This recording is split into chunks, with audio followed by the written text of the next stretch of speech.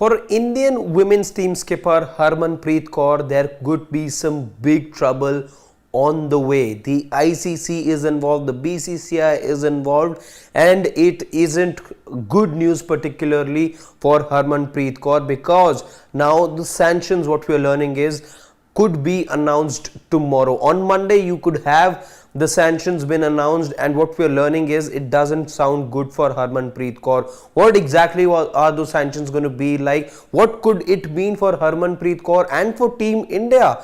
Well, it doesn't sound good news for Team Indian cricket fans as well, because Harmanpreet Kaur could be missing out on two important games in the Asia Cup as well if the demerit points which are now being discussed, and it looks like these demerit points are then going to translate into suspension points as well, so much so that she could end up missing the next two competitive ODI matches that she could be taking part in. What is all of this that could mean for Indian cricket as far as the women's team is concerned, and essentially for Harmanpreet Kaur? Let's tell you about that, the ICC rule, and what all of this means. Now, what we're learning at the moment here at Sports is that Harmanpreet Kaur, for her actions in the third ODI between the Indian team and the Bangladesh team, yes, of course, the standard of the umpiring is something that is up for debate. Harmanpreet Kaur was clearly not happy with the standard of umpiring, and fair to say that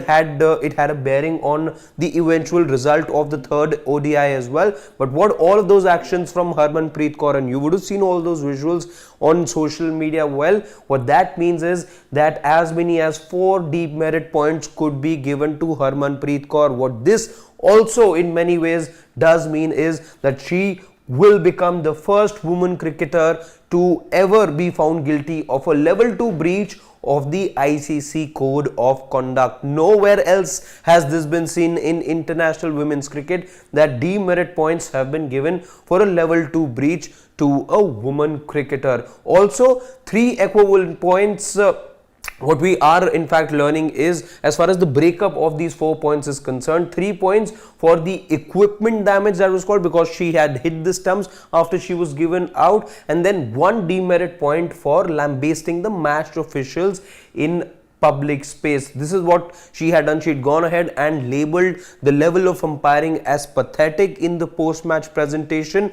There were a couple of other Indian players as well, in Harleen Deol and Smriti Mandhana, who had come for the post-match presser. It wasn't Harmanpreet who had come, but even they resonated with what the Indian captain was saying. Not in those many words though, as Harmanpreet Kaur did, which is why nothing against those two players, but Harmanpreet Kaur, for her conduct on the field, well, there could be some severe sanctions on the way, and what we are learning is it could be 4 demerit points, and this is what the breakup of those 4 points could be. Now, what does the ICC rule say over here? Let's tell you about that. Now, the ICC rule, as far as level 2 breaches code of conduct is concerned, this is what the ICC rule says, that for 4 or more demerit points within a space of 24-month period, then they are converted into suspension points. And what we are seeing, not over a 24-month period, but in fact what has transpired in the case of Harmanpreet Kaur is all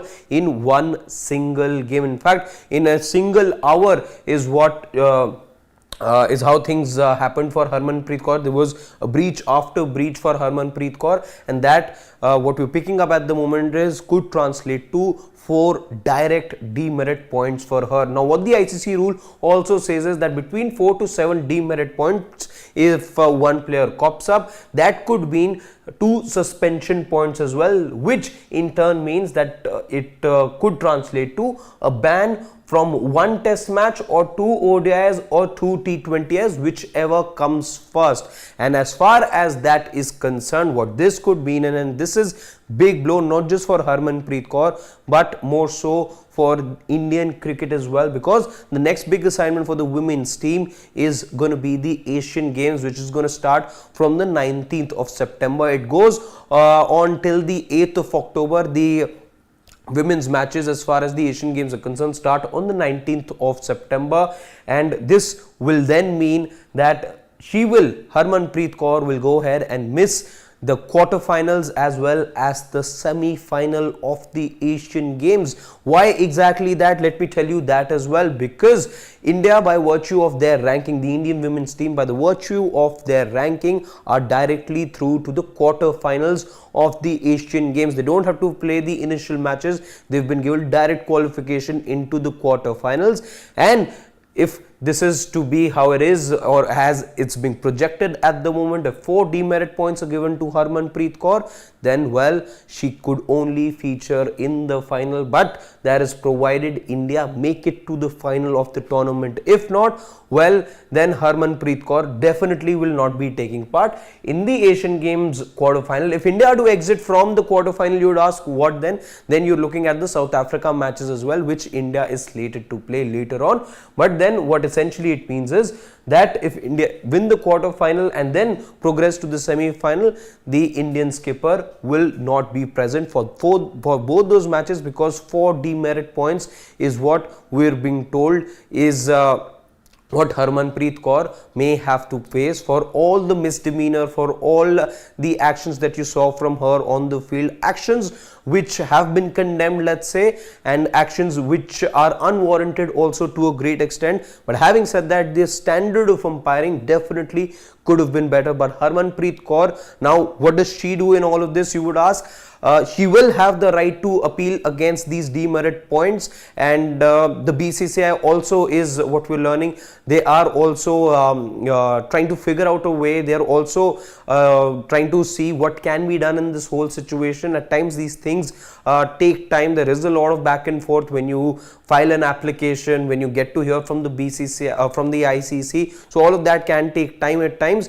But two things: one, that sanctions could be announced on Monday. Number two, Harmanpreet Kaur and the BCCI will have the right to challenge those demerit points and those sanctions. But having said that, given all the visual evidence that has come to the fore, it looks unlikely that Harmanpreet Kaur will be let off the hook. That's all the update as far as the whole Harmanpreet Kaur incident is concerned, and what ban she could be looking at. For more such stuff, always come to Sports Day. We here at Sports Day like talking about cricket, football and other sports all the time. So tap that bell icon so that you stay